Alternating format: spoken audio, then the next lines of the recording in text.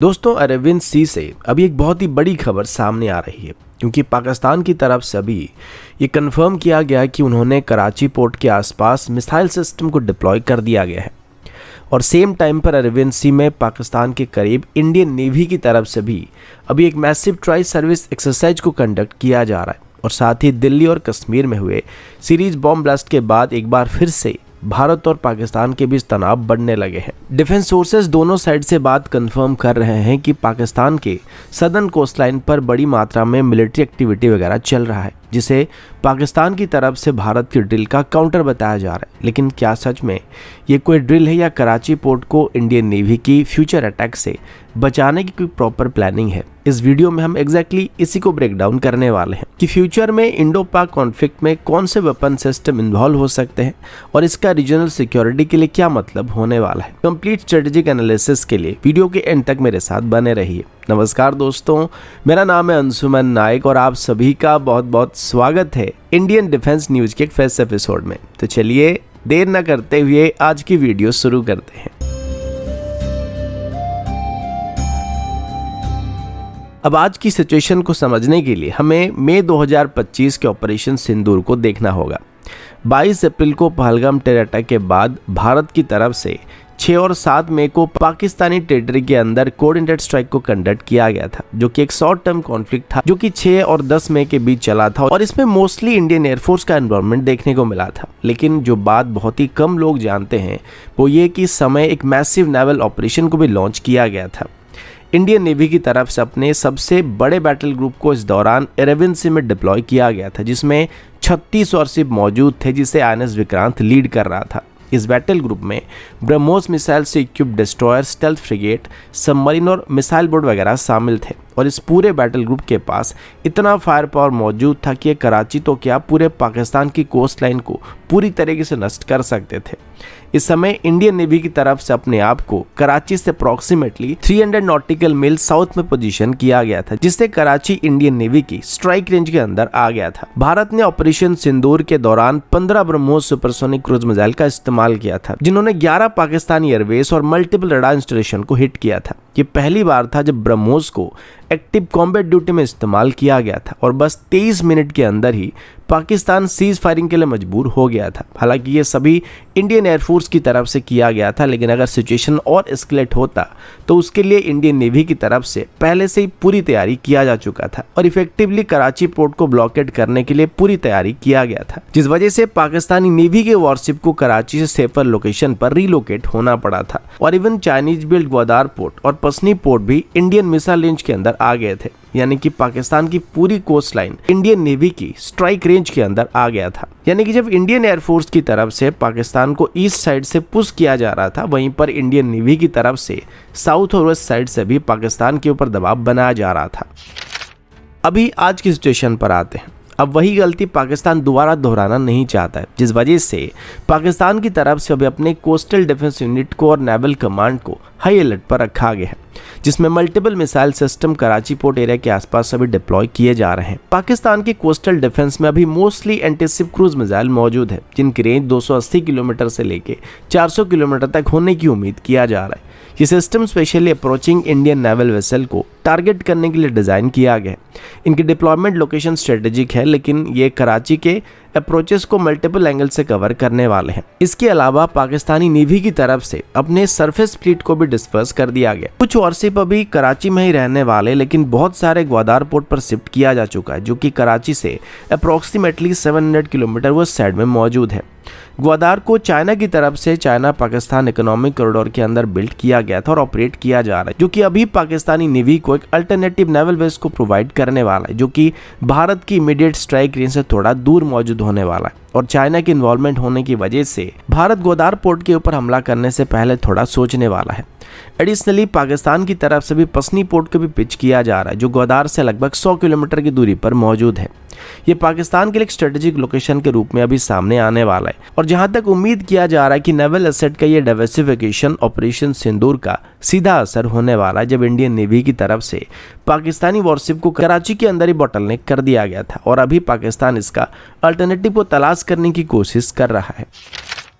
तो Indian navy अभी क्या कर रही है? डिफेंस सोर्सेज के मुताबिक इंडियन नेवल वेसल को अभी नॉर्दर्न अरेबियन सी में डिटेक्ट किया गया, जबकि एग्जैक्ट पोजीशन क्लासिफाइड है, लेकिन मूवमेंट पैटर्न सजेस्ट करता है कि ऑपरेशन सिंदूर की तरह एक फॉरवर्ड डिप्लॉयमेंट पोजीशन में मौजूद है, जिसे अभी वॉरगेम एक्सरसाइज के तौर पर कंडक्ट किया जा रहा है। इंडियन नेवी की वेस्टर्न फ्लीट जो मुंबई में बेस्ड है, काफी सिग्निफिकेंट स्ट्राइक कैपेबिलिटी रखती है। INS Vikrant carrier battle group में मल्टीपल फाइटर एयरक्राफ्ट को ऑपरेट किया जा रहा है, जिसमें खास करके MiG-29 एयरक्राफ्ट मौजूद हैं। इसके अलावा INS विक्रांत के स्क्वाड ग्रुप में डिस्ट्रॉयर फ्रिगेट जैसे मॉडर्न वेसल भी मौजूद होने वाले, जिसके पास ब्रह्मोस सुपरसोनिक क्रूज मिसाइल मौजूद होने वाली है और इनकी नेवल वेरिएंट की रेंज 450 किलोमीटर तक होने वाली है। ब्रह्मोस मार्क 2.8 की स्पीड पर ट्रैवल कर सकता है, जो कि साउंड की स्पीड से लगभग 3 गुना ज्यादा होने वाला है। ये एक्सट्रीमली लो एल्टीट्यूड पर फ्लाई करता है, जिस वजह से इसको डिटेक्ट और इंटरसेप्ट करना बहुत ही मुश्किल माना जाता है और इसी वजह से ऑपरेशन सिंदूर के दौरान पाकिस्तान की air defence system BrahMos missile की स्ट्राइक को न्यूट्रलाइज नहीं कर पाया था, इसको इंटरसेप्ट नहीं कर पाया था। इसके अलावा इंडियन नेवी कलवरी क्लास के सबमरीन को भी फुली ऑपरेशनल कर चुका है,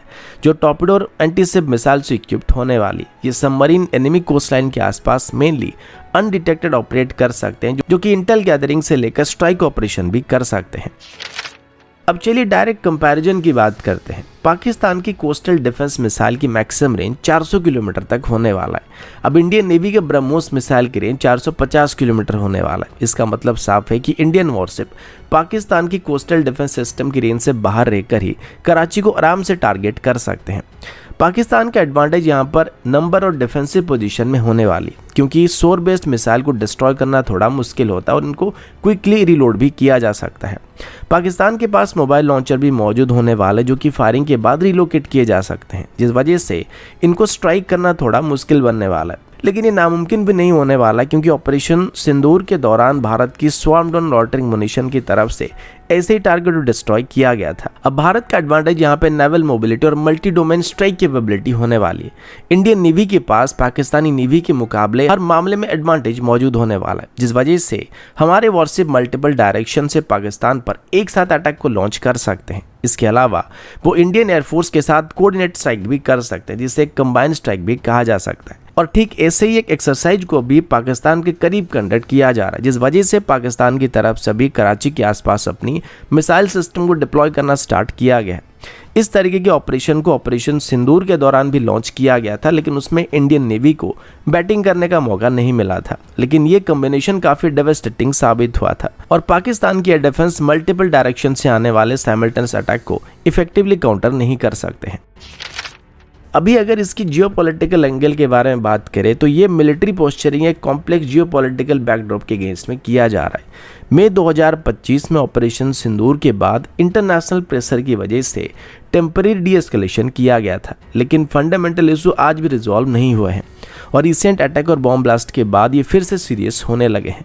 वहीं पर चाइना का रोल भी यहाँ पर इग्नोर नहीं किया जा सकता है, क्योंकि ग्वादार पोर्ट जहाँ पर पाकिस्तान की तरफ से अपनी नेवल एसेट को रिलोकेट किया जा रहा है, इसे चाइना ऑपरेट कर रहा है और बीजिंग की तरफ से चाइना पाकिस्तान इकोनॉमिक कॉरिडोर के अंदर पाकिस्तान की इंफ्रास्ट्रक्चर में बिलियंस ऑफ डॉलर इन्वेस्ट किया गया। तो अरेबियन सी में होने वाली कोई भी मेजर कॉन्फ्लिक्ट डायरेक्टली चाइना के इंटरेस्ट को अफेक्ट करने वाला है। इसके अलावा यूनाइटेड स्टेट्स और वेस्टर्न पावर भी इस फेसअप को क्लोजली मॉनिटर कर रहे हैं, क्योंकि दो न्यूक्लियर आर्म नेशन के बीच एक नेवल कॉन्फ्रंटेशन दुनिया की उस रीजन में होने वाली है जो दुनिया की सबसे बिजी शिपिंग लेन है और इसमें होने वाली किसी भी कॉन्फ्लिक्ट से ग्लोबल इकोनॉमी के ऊपर असर पड़ने वाले और काफी सारे सप्लाई चेन इससे डिसरप्ट होने वाले हैं।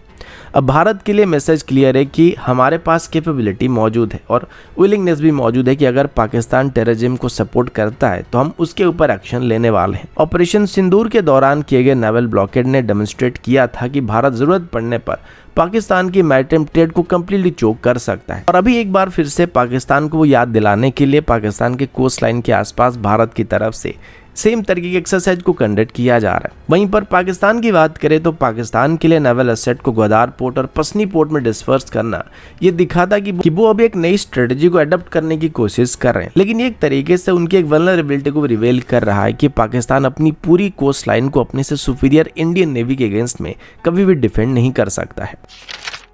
अब सवाल ये कि आगे क्या होने वाला है। तो यहाँ पर 3 सिनेरियो पॉसिबल हो सकते हैं। पहला सिनेरियो ये होने वाला है कि दोनों साइड करंट पोस्चर को मेंटेन करने वाले हैं, जिसमें ये बस अपनी अपनी ताकत को शो ऑफ करने का काम करने वाले हैं, लेकिन ये कोई भी डायरेक्ट कन्फ्रंटेशन को अवॉइड करने वाले हैं, जो कि शॉर्ट टर्म के लिए सबसे लाइकली आउटकम बनने वाली है। अब दूसरा पॉसिबिलिटी ये हो सकता है कि अगर भारत में एक और टेरर अटैक होता है या बड़ा टेरर अटैक होता है, या जिस तरीके से अभी अलग अलग जगह में ब्लास्ट किया जा रहा है ये आगे चल के कंटिन्यू रहता है और इसका डायरेक्ट लिंक पाकिस्तान के अंदर पाया जाता है, तो हम ऑपरेशन सिंदूर 2 को भी यहाँ पे देख सकते हैं, जिसमें इस बार नेवी भी इन्वॉल्व होने की सबसे ज्यादा चांसेस होने वाली है। तीसरा सिनेरियो एक एक्सीडेंटल एस्केलेशन हो सकता है और ये सबसे कम पॉसिबल ऑप्शन होने वाला है, क्योंकि अभी दोनों देशों की तरफ से इतने सारे मिलिट्री एसेट को क्लोज प्रॉक्सिमिटी में डिप्लॉय करके रखा गया और दोनों तरफ से मिलिट्री एक्सरसाइज को कंडक्ट किया जा रहा है। तो ऐसे कंडीशन में एक भी मिसकैलकुलेशन या टेक्निकल एरर से अनइंटेंडेड कॉन्फ्लिक्ट क्रिएट हो सकता है। बॉटम लाइन ये कि अरेबियन सी में होने वाली नेवल पावर का बैलेंस हमेशा